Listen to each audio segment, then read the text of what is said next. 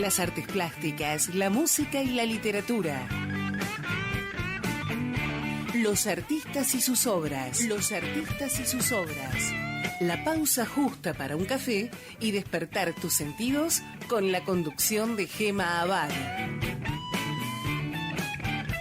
Estás en Café con Vertes. Arte y cultura. Arte y cultura. ¿Te quedás? Muy buenas tardes, mi nombre es Gema Abad y esto es Café con Vertes, Arte y Cultura.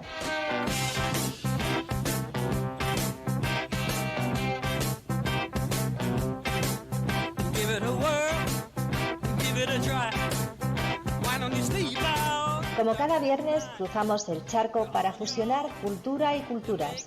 Saludos a Nacho González en la operación técnica y puesta al aire. Abrazos a mi compañera Patricia Quinto y le doy la bienvenida a mi coequiper Pablo Duarte. Hola Pablo, ¿cómo estás? Hola Gema, ¿qué tal? ¿Cómo te va? El gusto de saludarte como cada viernes. Va mi abrazo, mi saludo para vos, para todo el equipo de Café con Vertes. Y hoy comenzamos disfrutando de la música de una banda importante en el desarrollo del rock and roll en los 70, con la cual nos sentaremos a tomar un café en el transcurso del programa y ahí nos enteraremos de quién estamos hablando.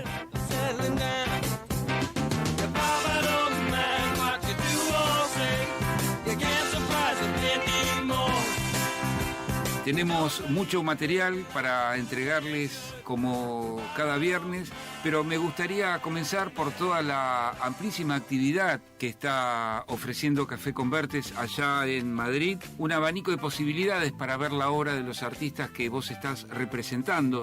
Entonces quería que nos contaras cómo va la marcha de la muestra del Espacio Ronda en primer lugar. Bueno, pues estamos, como bien has dicho, en este momento con 3 frentes abiertos. En el Espacio Ronda en particular, sabes que están los artistas Teófilo Buendía, Jesús Coito, Roberto Duarte, Juan Fernández, Óscar Méndez Lobo, Ovejero, Manuel Ollonarte y Jorge Pedraza. La exposición se puede visitar todavía en un amplio horario por la mañana y por la tarde, creo que solamente cierran de 2 a 4, y estará vigente hasta el día 5 de julio. Si deseáis visitas guiadas y solicitar la presencia de los artistas, haremos todo lo posible por haceros coincidir con los que estén disponibles en este momento. Con respecto a la muestra que se está desarrollando en el Hotel Palacio del Retiro. En el Hotel Palacio del Retiro, Pablo, quiero resaltar que es uno de los hoteles más emblemáticos de Madrid. Ya eso en sí mismo hace súper atractiva cualquier obra que pones, pero más cuando estamos hablando de una colectiva en este momento de artistas como Jorge Pedraza, Jesús Coito, Roy Edgar Marrou, Julián Ortiz y Luis Javier Gallá. Hay obra representada de estos artistas y dejaremos a partir del día 10-15 aproximadamente de este mes más artistas representados durante todo el verano. Ahí sí que es imprescindible, como hemos señalado en otras ocasiones, que sea bajo cita previa. Al final es un sitio que es privado y que requiere unas ciertas acciones y obviamente hay que pensar que seguimos siempre con el protocolo COVID, pero de verdad que merece la pena. Ahí se puede visitar siempre, como comento, bajo cita previa, llamando a los teléfonos 611-671-378 o 678-996-755.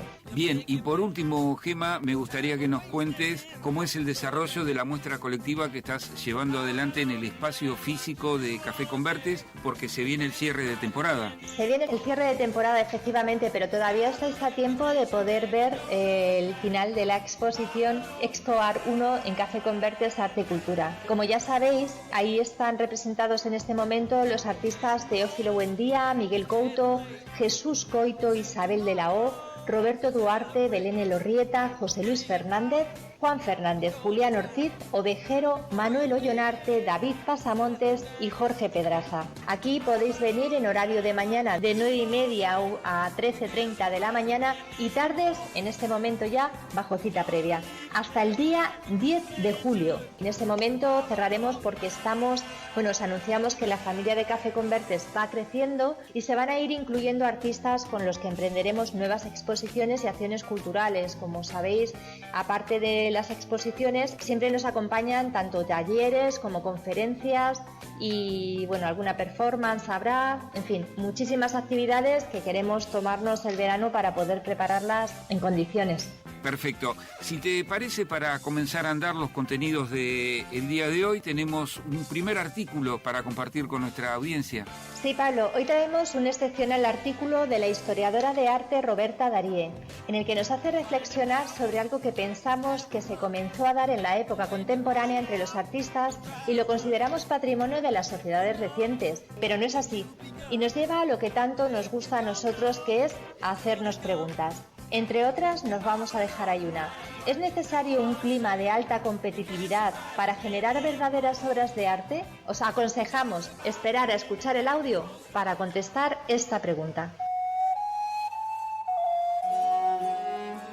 Hoy somos conscientes de que nuestro mundo necesita un cambio de paradigma. Los acontecimientos recientes han puesto de relieve lo interdependientes que somos, lo interconectados que estamos, lo frágiles que podemos llegar a ser.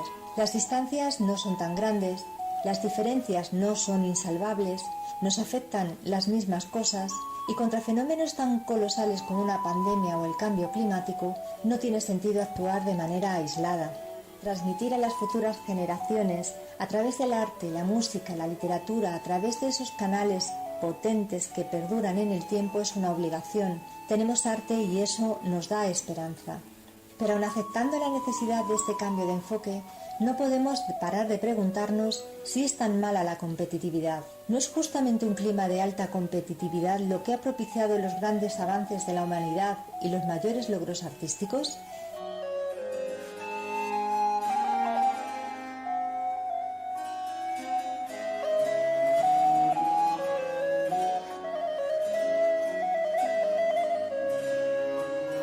Desde aquella antigua Grecia, que consideramos madre de nuestra cultura, conocemos de sobra el origen de las Olimpiadas.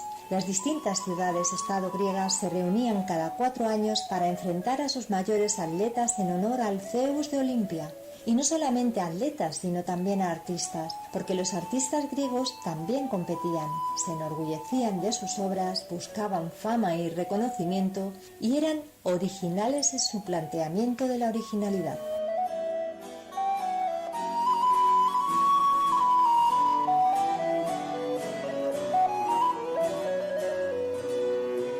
El concurso más famoso del que tenemos constancia por Plinio nos habla de 2 pintores del siglo V a.C., Zeuxis de Heraclea y Parrasio de Éfeso. Estos se dispusieron a pintar obras que simularan el entorno de una manera magistral. Zeuxis desveló una pintura de uvas tan realista que unos pájaros bajaron del cielo a picotearlas. Había logrado engañar a la propia naturaleza. Entonces desafió a Parrasio a enseñar su cuadro oculto tras una cortina. Tras esta petición, Parrasio reveló que no había cortina alguna. Lo que Zeuxis veía era la ilusión que Parrasio había pintado. Zeuxis reconoció su derrota al instante. Yo he engañado a los pájaros, pero Parrasio me ha engañado a mí, dijo, zanjando así el encuentro artístico más famoso de la Grecia clásica.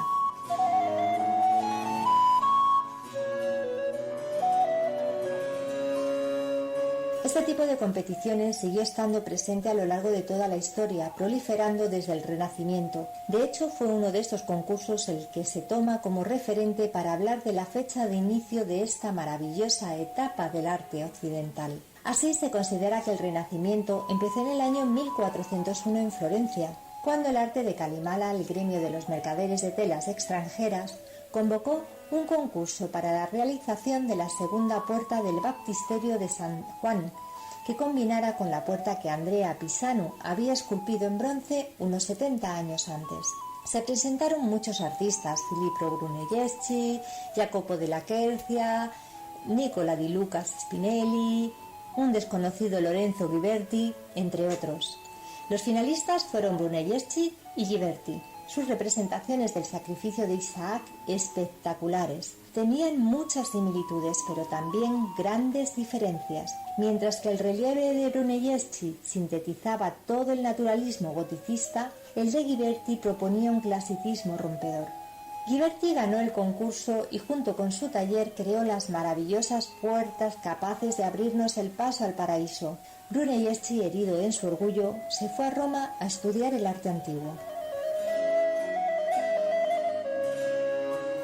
Este clima de competitividad no era fácil para los artistas, pero les impulsaba a ser mejores y las ciudades italianas sacaron de todo ello el provecho que pudieron. Los florentinos eran particularmente aficionados a este juego. Propiciaron muchísimas rivalidades, pero pocas tan legendarias como las que enfrentó a las dos mentes más brillantes del momento.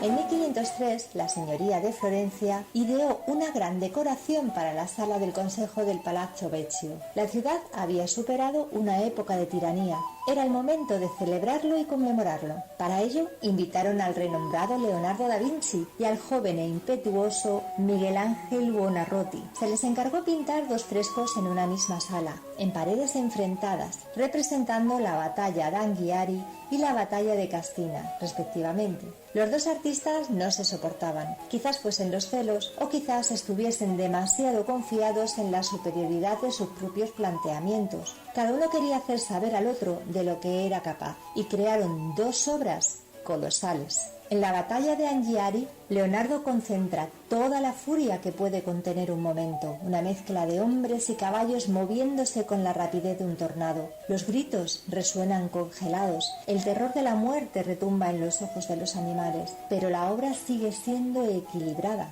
Leonardo había encontrado la cuadratura del círculo. Miguel Ángel aprovechó la batalla de Castina para hacer alarde de sus conocimientos anatómicos, para revelar toda la magnificencia divina hallada en los cuerpos humanos. Antes que a una batalla, esta imagen recuerda más bien a una playa nudista, pero no por eso deja de ser impresionante. Los personajes llevan impresa la colosal fuerza de la mano del artista que pintaría el juicio final.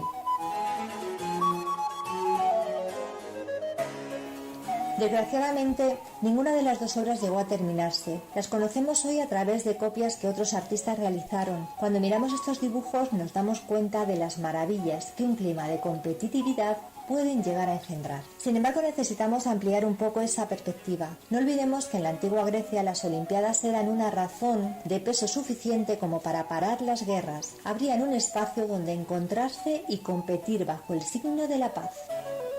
De igual manera, es notable cómo la anécdota de Zeuxis y Parrasio ha inspirado a generaciones enteras de artistas. El reconocimiento por parte de Zeuxis acerca de la superioridad técnica de su oponente nos habla de la capacidad de mirar más allá del propio ego. También recordemos que tras perder el concurso para las puertas del baptisterio de Florencia frente a Ghiberti, Brunelleschi se replanteó su carrera como escultor y se centró en la arquitectura. La cúpula de la Catedral de Santa María del Fiore, uno de los símbolos del Renacimiento, es el magnífico fruto de esta acertada decisión. También es símbolo del empeño de los florentinos de construir la ciudad más bella del mundo, el logro de una sociedad dispuesta a emplear su tiempo y recursos para un fin común.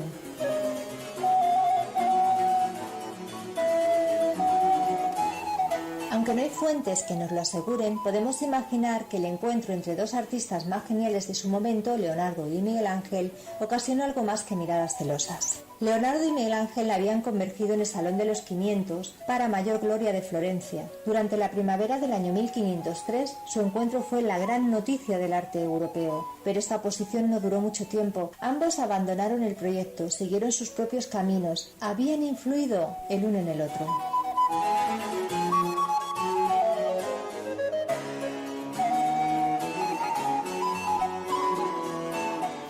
La competitividad está en la misma raíz de nuestra cultura, pero no podemos olvidar que también lo está la colaboración, el reconocimiento del valor del otro, el intercambio de conocimientos, la fundación de espacios que los integren y, sobre todo, la lucidez de un sueño común, crear un mundo bello, hallar la verdad que nos hace ser humanos. Tenemos arte y eso nos da esperanza. Amamos la sabiduría que su contemplación entraña. Sabemos amar y eso nos une. Y es algo por lo que trabajar conjuntamente más allá de las inercias competitivas. Algo en lo que tener fe.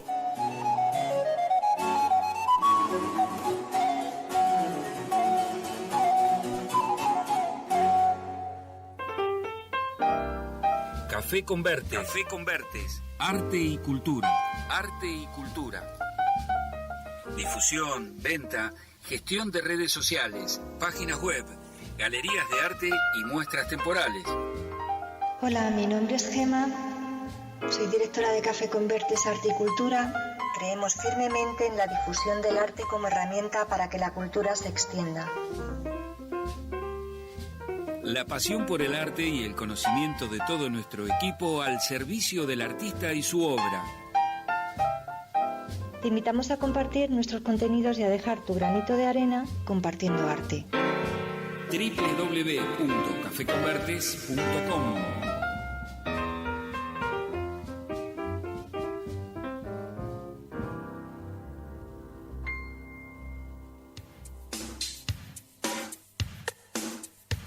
Radio Hermes también te escucha. Llámanos al 4305-3303 o deja tu mensaje al 11 56 47 2346. Compartí nuestros contenidos en redes. En Facebook nos encontrás como Radio Hermes Web, en Instagram como Radio Hermes y en Twitter como Radio-Hermes. Míranos en nuestro canal de YouTube, escuchanos en www.radiohermes.com y nuestra aplicación para dispositivos móviles. Radio Hermes, tu lugar de expresión y comunicación.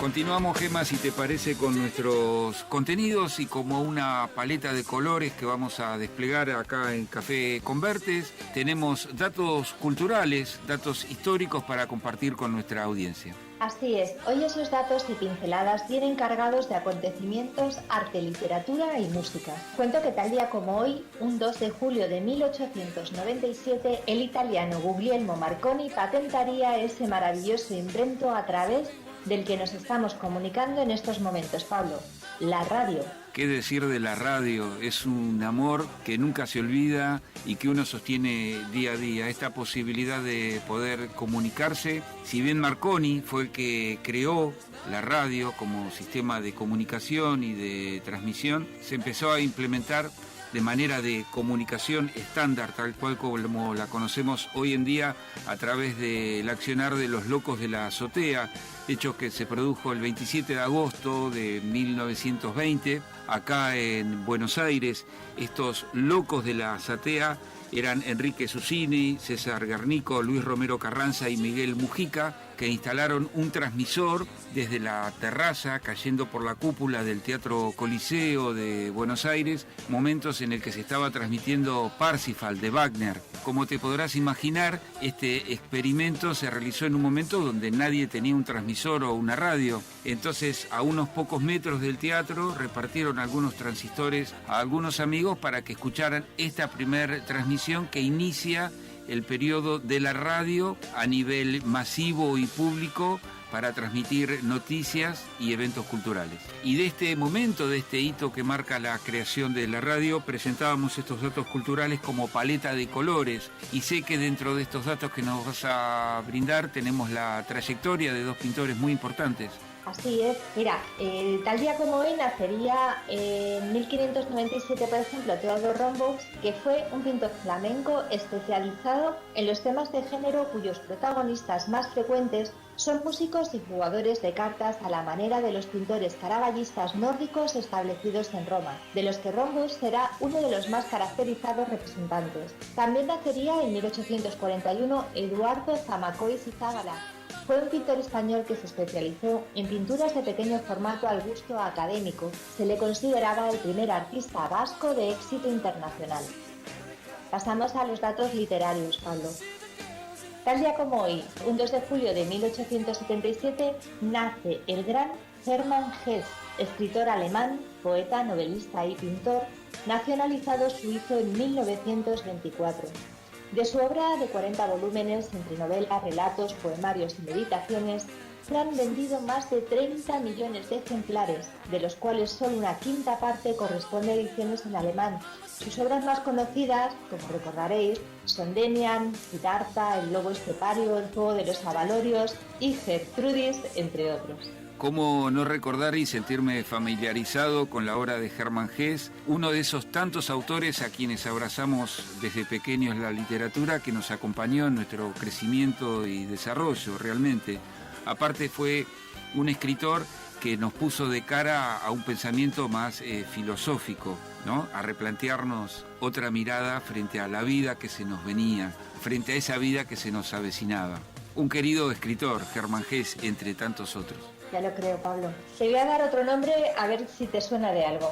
Un 2 de julio de 1961 fallece Ernest Hemingway, uno de los grandes autores estadounidenses del siglo XX, novelista, cuentista y periodista, considerado como una de las figuras claves dentro de la novela contemporánea, siendo galardonado con el Premio Nobel de Literatura en 1954.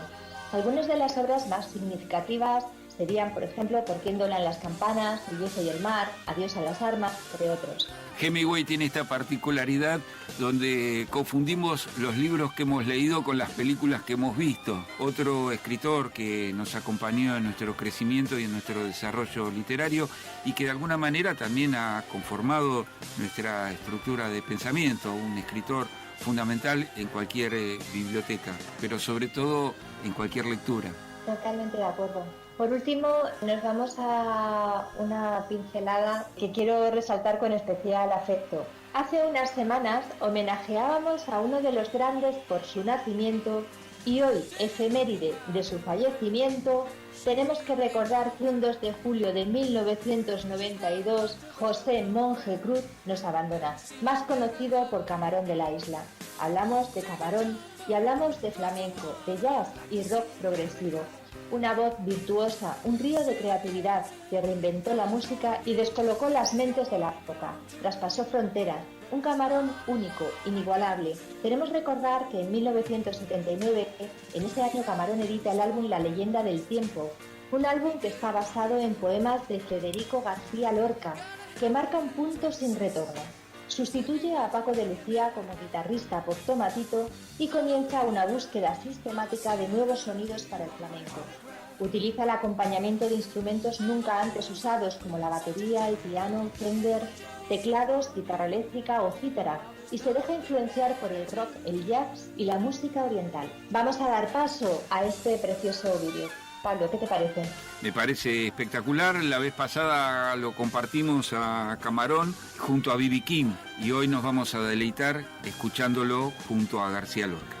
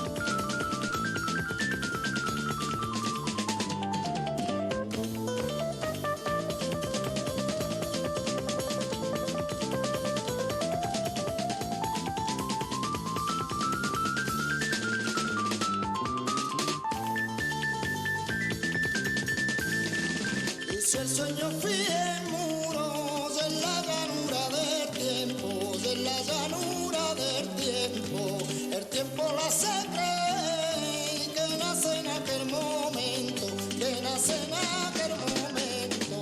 El sueño va sobre el tiempo flotando con un velero, flotando con un velero. Nadie puede abrir semilla en el corazón del sueño, en el corazón del sueño.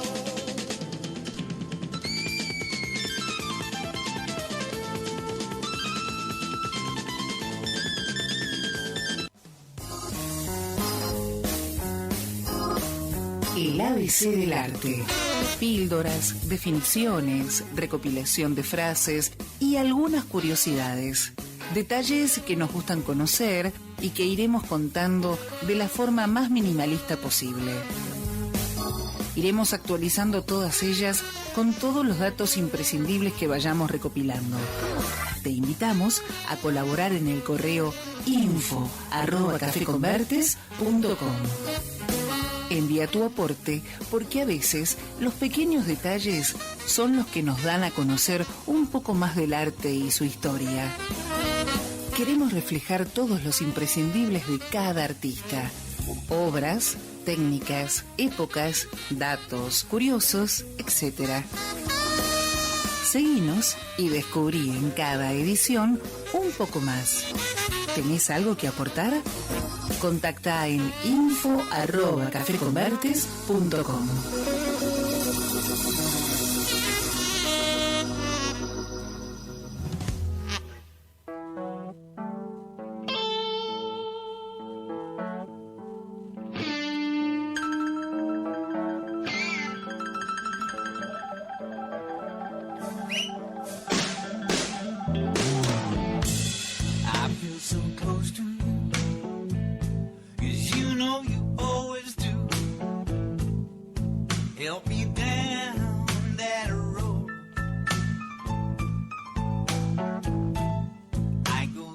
Como lo decimos habitualmente, Gema, llegó el momento más esperado, el momento de tomarnos un descanso, un recreo junto a nuestra audiencia, porque hoy vamos a compartir un café con...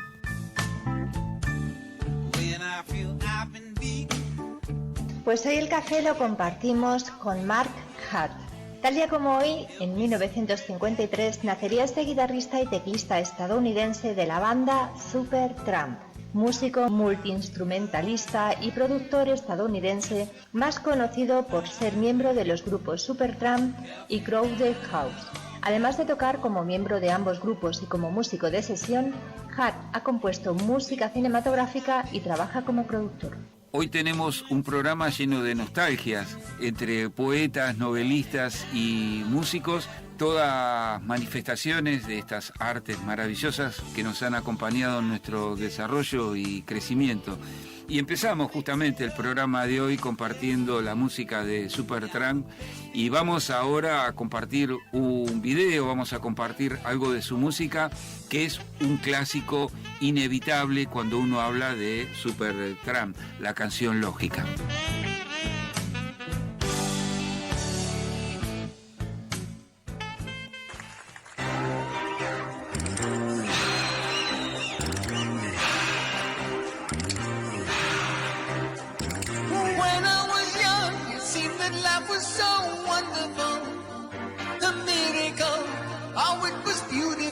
Magical, and all the birds in the trees will maybe singing so happily, or joyfully, oh playfully, watching me.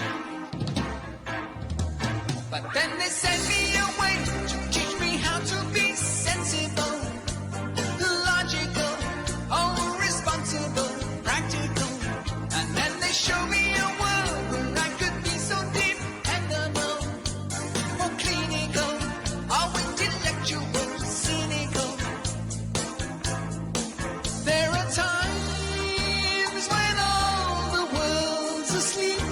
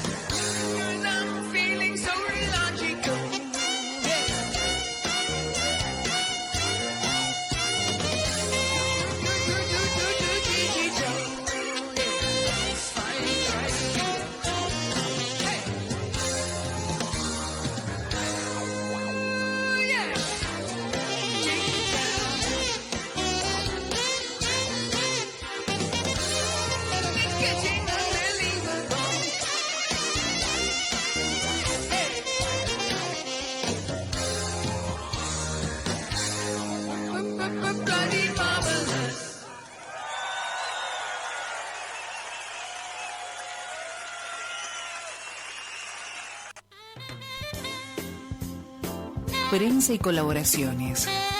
Medios y colaboraciones en Café Convertes Arte y Cultura. Página creada con socios y colaboradores, prensa, museos, galerías que creen en nosotros y en este proyecto de difusión online-offline. Una pequeña iniciativa en la que todos podamos estar representados aprovechando nuestra visibilidad y tráfico en redes e internet. La difusión de proyectos artísticos, espacios, eventos, talleres, galerías, etc., todo lo relacionado y asociado con la cultura se han convertido en una prioridad. La presencia online, ya de obligado cumplimiento, nos hace apostar a dar cobertura a todo el que quiera participar y con ello poder desarrollar una sostenibilidad para el proyecto propio, caminando todos de la mano. Si querés estar con nosotros y que apoyemos tu proyecto, contacta info@cafeconvertes.com. Estás en Café Convertes. ¿Te quedás? Casi sobre el final del programa del día de hoy, Gema, como primer programa de cada mes, tenemos nuestro momento con el artista plástico Manuel Ollanarte. Así es, hoy conoceremos un poco más a nuestro compañero, gran artista y arquitecto del segmento Caminando en lo Innombrable. Escuchamos a Manuel Ollanarte.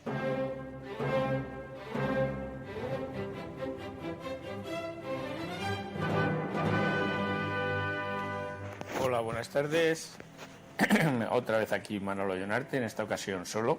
Primero saludar a Pablo Duarte en Buenos Aires, en Radio Hermes, y a Gema Abad aquí en Madrid, en Café Convertes. Ambos trabajando mucho por la cultura y Gema ahora muy dinámica con sus exposiciones y todo su afán y su amor por el arte.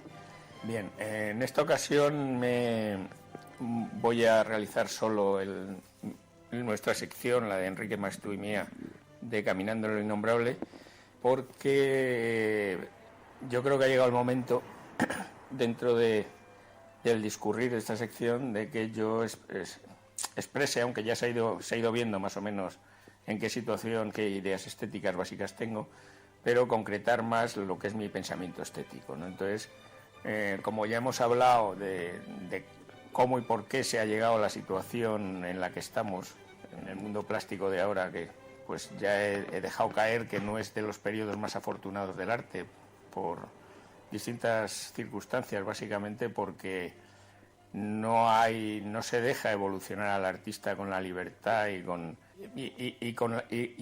la modestia que debía de funcionar, ¿no? Al final el artista lo que en mi opinión le confiere la posibilidad de tocar ese mundo mágico que es el arte, es abandonarse a la obra, en no querer estar dirigiendo totalmente la experiencia estética en un contexto en el que se le está solicitando al artista pues que haga cosas nuevas, originalidad, no sé qué, que comunique mucho, tal, etcétera, etcétera. Bueno, mi pensamiento estético surge del periodo de 5 años de reflexión que yo tuve después de muchos años investigando plásticamente, investigando a pie de obra, ¿no? En el mundo de la plástica. Llegó un momento en el que pues necesité tener un periodo de reflexión. Tengo compañeros que les ha pasado, otros que no. Bueno, a mí me pasó, ¿no? Llegó un momento en el que decidí saber exactamente a qué me estaba dedicando y por qué me dedicaba a ello, y en un mundo que tampoco comprendía mucho, como es el mundo del mercado del arte actual, pues situarme y conseguir evolucionar en mi pensamiento. Idea de partida de este periodo fue la consideración de que yo apostaba en contra de un periodo, como hemos dicho, posmoderno, en el cual hay un relativismo enorme, ¿no? Y que parece que todo se está revisando, absolutamente todo, incluido la idea de arte. Bueno, yo apostaba por el arte objetual y por la obra de arte mágica. Mi intuición me decía que El arte existe, que es mágico y que es único, ¿no? Entonces planteé una tesis que se llamaba el concepto de objetividad de la obra de arte, en el sentido de que una obra de arte que es realmente arte es objetivamente arte, ¿no? Esa era la premisa de la que yo partía.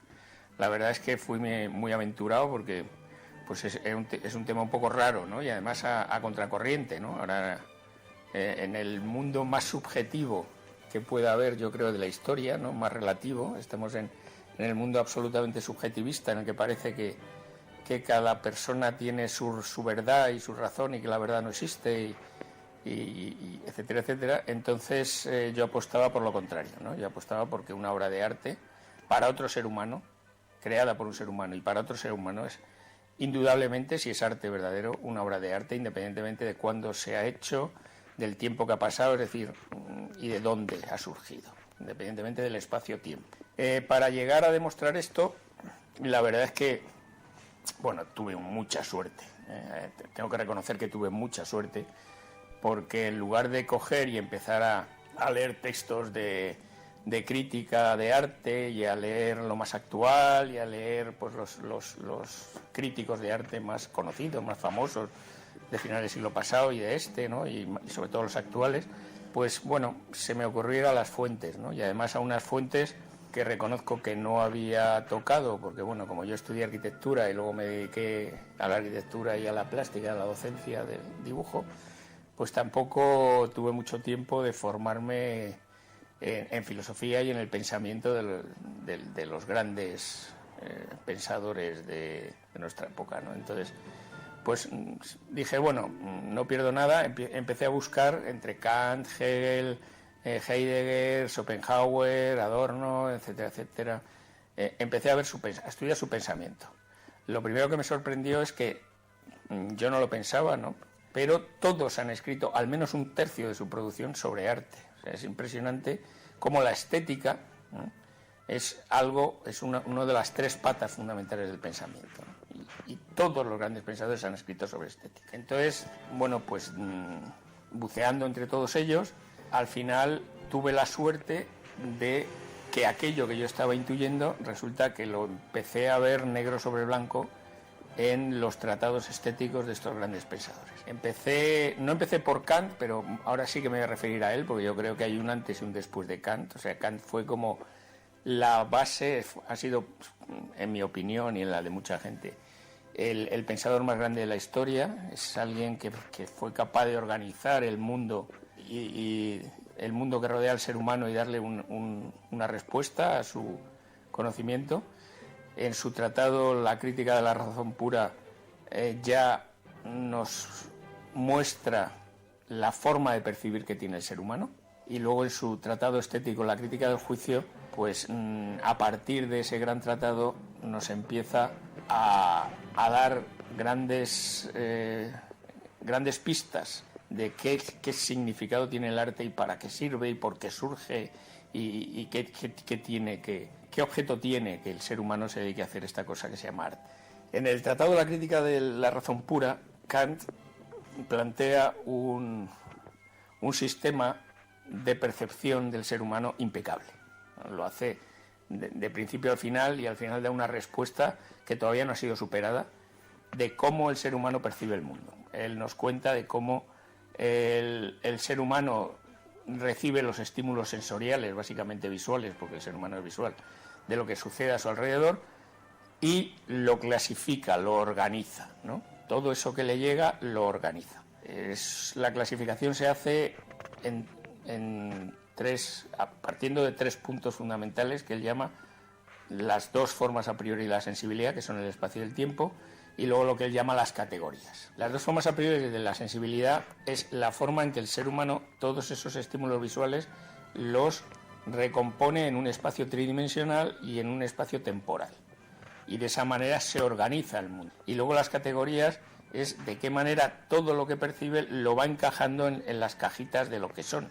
Entonces las sillas van a la cajita de las sillas, las mesas en la cajita de las mesas, las ventanas, o sea que todo aquello que está viendo inmediatamente lo está referenciando a la caja a la que hace referencia, en la que está incluida.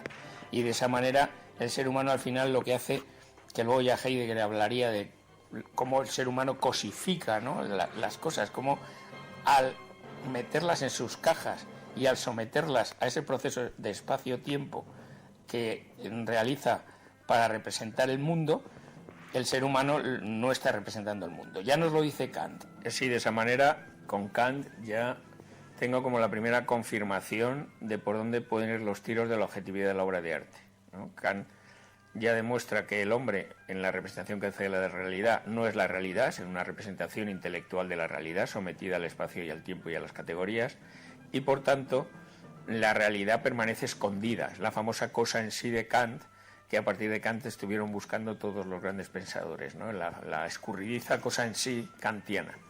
Bien, luego Kant, en su tratado La crítica del juicio, ya nos habla de cómo mediante el arte, ¿no?, o en determinados fenómenos de la naturaleza, el hombre puede llegar a esa sublimación en la cual puede entrever la realidad, entrever cómo son las cosas, o bien sea en la percepción de una obra creada por el hombre, de una obra de arte, o bien en la percepción de fenómenos naturales, atardeceres fantásticos, etcétera, etcétera. Kant lo habla como la absoluta sublimación, ¿no? En esa sublimación habría como una iluminación en la cual el hombre entrevé cómo son las cosas de verdad.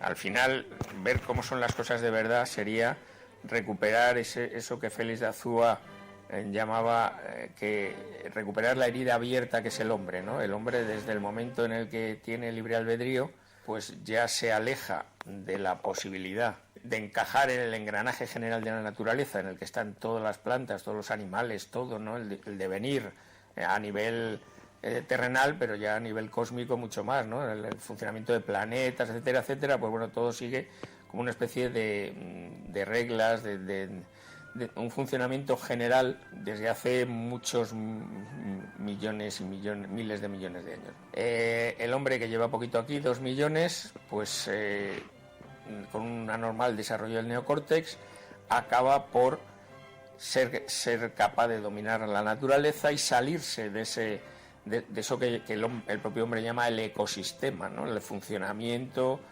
adecuado de los sistemas. La ruptura de los ecosistemas está provocada por el hombre. El hombre, con ese desarrollo, lo que tiende cada vez más es a un desarrollo tecnológico mayor. Ya veríamos que en la personalidad de los seres humanos habría un aspecto que sería el aspecto racional, de esa hiperracionalidad que le separa del resto de los seres vivos y del resto del devenir de las cosas. Y luego, por otro lado, estaría como las cosas más viscerales, lo que el hombre tiene todavía en contacto, lo que tiene de natural el hombre, lo que le vuelve a conectar con la naturaleza, ¿no? Y en eso hablaríamos del arte. Ya ahí encontramos la primera clave de objetividad del arte. ¿Cuál sería la clave? La clave sería, una obra de arte sería arte si al final nos está dando pistas o en su contemplación, en la contemplación de la obra por parte de otro ser humano, está percibiendo, teniendo esa sensación de iluminación, ¿no? Tiene esa sensación de que está viendo cómo son las cosas de verdad, de que está viendo aquello que al hombre se le oculta por su desarrollo anormal del neocórtex. O sea, sería un poco la primera clave de la objetividad. Después de Kant llega Hegel, y Hegel lo que hace es desviar la atención, ¿no? Hegel, en su tratado Estética, que son 5 tomos, pues nos cuenta muchas cosas, pero básicamente lo que habla es, o lo que intenta es encontrar esa famosa cosa en sí a través de la racionalidad. Y entonces habla que dentro del ego del ser humano, en el final de ese ego, en el final de lo más racional, estaría, o en el final de la subjetividad del ego del ser humano, estaría la objetividad, que sería lo común. O sea, al final de lo individual está lo común, pero para llegar a lo común, o sea, para llegar, digamos, a ese desvelamiento, para llegar a lo que es de todos, para llegar a lo que es al ser en sí de las cosas, a las cosas en sí, pues habría que atravesar la subjetividad. Y hay un montón de pensadores que siguen las pautas académicas de Hegel, que es intentar encontrar la cosa en sí kantiana a través de la racionalidad. Lo que nunca llegan a nada realmente interesante desde el punto de vista de comprensión de la obra de arte como una obra de arte absoluta, hasta que aparece Schopenhauer. Schopenhauer en el libro fantástico que fue realizando durante toda su vida, El mundo como voluntad y representación, ya nos habla de cómo el hombre, para poder acceder a cómo son las cosas, tiene que desprenderse de su ego. O sea, es justo lo absoluto, justo lo contrario.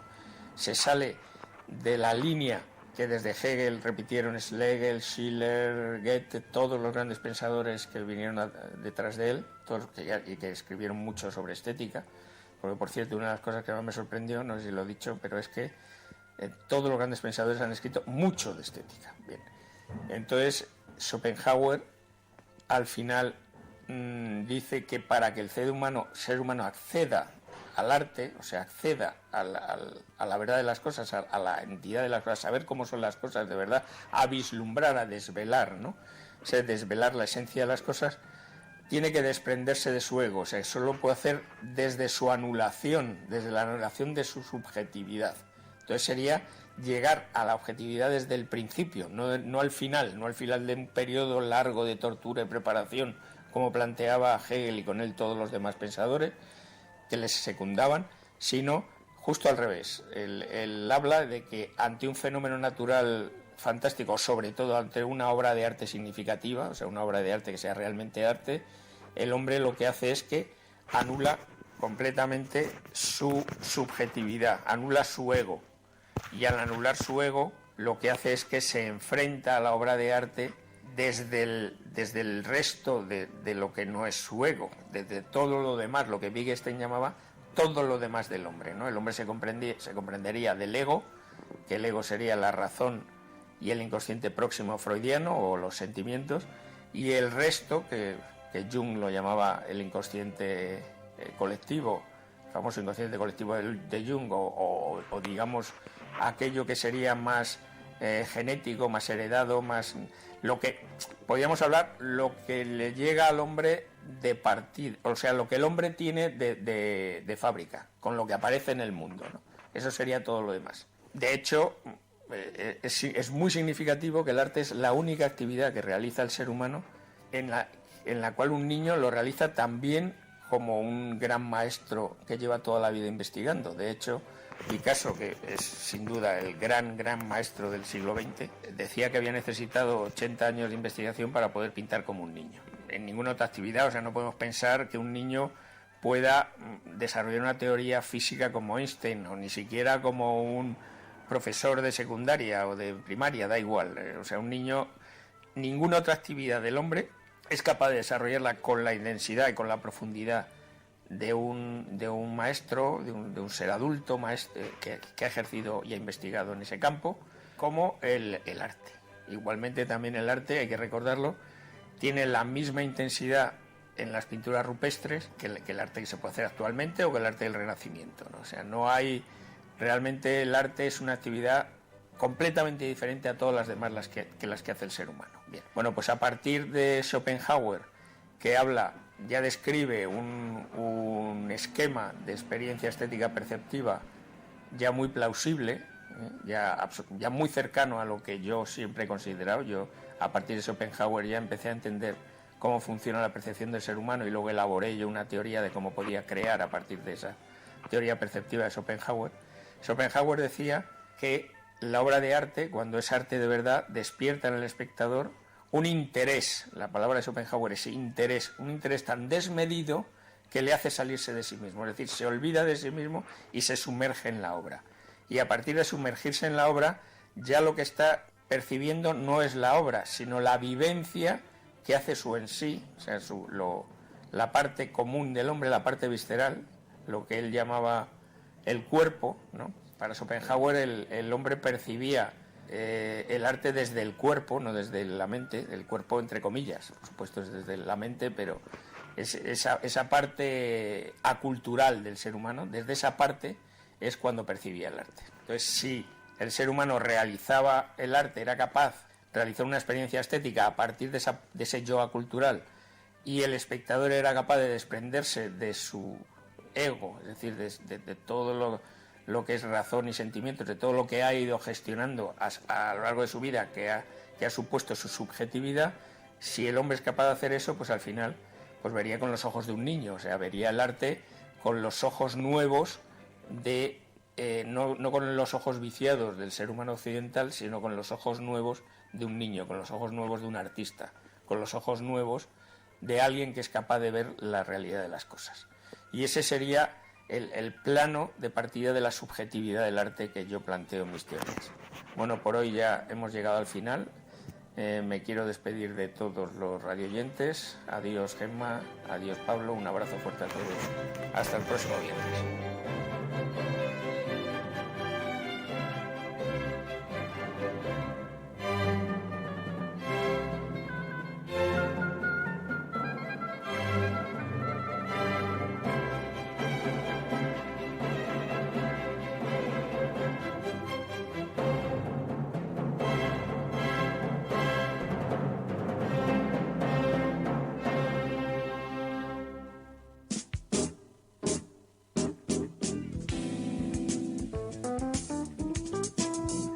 Cada vez son más las personas que acuden a comprar arte original y con certificado de autenticidad online.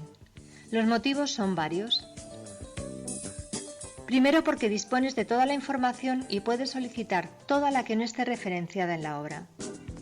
Segundo, porque el certificado de autenticidad siempre va adjunto a la obra.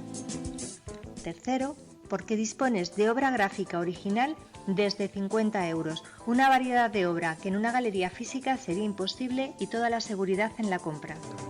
Cuarto, puedes elegir entre más de 700 obras en sus distintas técnicas: obra gráfica, grabados, fotolitografías, litografías, serigrafías, punta seca, óleos, acrílicos, técnicas mixtas, acuarelas, escultura. El arte a tu alcance y en tu domicilio con todas las garantías. Contacta por WhatsApp en +34 678 996 755 o mail info@cafeconvertes.com.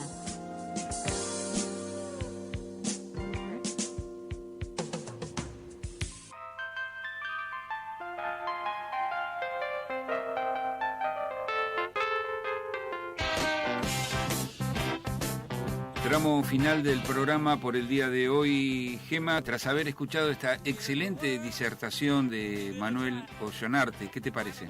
Ha sido un segmento, el de esta semana, espectacular. Felicidades a Manuel y agradecidos de que esté con nosotros. Y bueno, llegó el momento de la despedida, Pablo, sí. Me gustaría, antes del cierre, hacer un recordatorio de todas las actividades que está desarrollando Café Convertes, recomendarles que hasta el 5 de julio tienen la posibilidad de visitar esta excelente muestra donde reúne grandes nombres de la plástica de España en el espacio Ronda. Recordar también lo que se está mostrando de grandes firmas en el Hotel Palacio del Retiro y por supuesto este tramo final en el cierre de temporada de la muestra colectiva también de grandes firmas con artistas internacionales que tenés en el espacio físico de Café Convertes. Pues sí, vamos a recordar que podéis pedir cita previa en cualquiera de nuestras ubicaciones en los teléfonos 611-671-378 o 678-996-755. Las ubicaciones, como comentabas, Pablo, y como hemos dicho al inicio del programa, son Espacio Ronda hasta el 5 de julio, que os aconsejo que no os la perdáis, el sitio es espectacular y los artistas de primera línea. También deciros que estamos en el Hotel Palacio del Retiro con una colectiva que se irá implementando a lo largo de estos meses con más artistas, y en Café Convertes con la exposición actual Expo Art 1 Café Convertes Arte y Cultura, que estará hasta el día 10 de julio. Para los que os podáis acercar a Espacio Ronda a visitar la muestra de Art Time, quiero haceros especial mención, además de que nuestro queridísimo Lorenzo Azcona actúa el día 4 de julio, el domingo 4 de julio, a las 18:30 de la tarde en Espacio Ronda. Estoy convencidísima de que va a ser un pedazo de concierto, además muy intimista, y estoy convencida de que va a ser un concierto para recordar. Para acceder al concierto que va a ofrecer Azcona hay que abonar entrada y aparte recordanos la dirección del Espacio Ronda. La dirección de Espacio Ronda es calle Ronda Segovia número 50. Es un espacio cultural, bueno, está haciendo pared con el ambulatorio de Pontones, el que conoce la zona, en Puerta de Toledo. Es una zona muy accesible, tenéis varios medios de transporte. Las entradas se pueden reservar por teléfono, Espacio Ronda, y reservar las entradas y se pagan allí en el momento. Dicho todo esto, Gema, nos estaremos reencontrando el próximo viernes en nuestro habitual horario, así que me despido de vos con mucho afecto, te mando un gran abrazo y también hacelo extensivo para todo el grupete de artistas plásticos y todo el equipo de Café Converte. Igualmente, Pablo, os esperamos el próximo viernes con más artículos, recordatorios de datos históricos culturales, tomando un café con buena música y esos segmentos de nuestros colaboradores que tanto enriquecen nuestro programa. Gracias a todos los oyentes, a todo el equipo de Radio Hermes, un abrazo para todos ellos, cordial saludo y un abrazo tremendo a mi equipo aquí en España. Que tengáis un fin de semana con mucho arte. Abrazos.